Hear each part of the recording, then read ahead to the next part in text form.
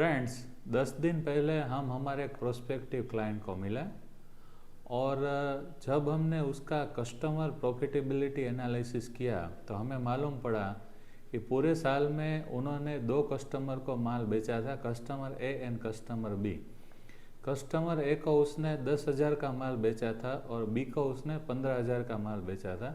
Customer ए का profit margin था 25% और 25% के हिसाब से उसका ग्रोस प्रॉफिट था 2,500 और कस्टमर बी का प्रॉफिट मार्जिन था 15% और 15% के हिसाब से उसका ग्रोस प्रॉफिट था 2,250 रुपये।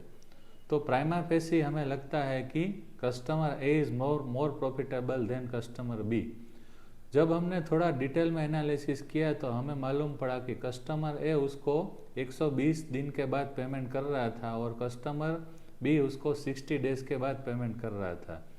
तो अगर डेज के हिसाब से हम कैलकुलेट करें तो कस्टमर बी उसको 2,250 मल्टीप्लाइड बाई 2 यानी 4 महीने में उसको 4,500 कमा के देता था और कस्टमर ए उसको उसी 4 महीने में 2,500 रुपीज़ कमा के देता था।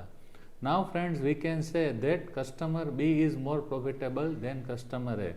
तो my dear friends, you have to considered sales, gross profit and days of the customer, यानी कस्टमर कितने दिनों में आपको पेमेंट करता है। ये तीनों फैक्टर आपको कंसीडर करने पड़ेंगे to arrive at the profitability of the customer. Now friends, take the same for your business. Thank you.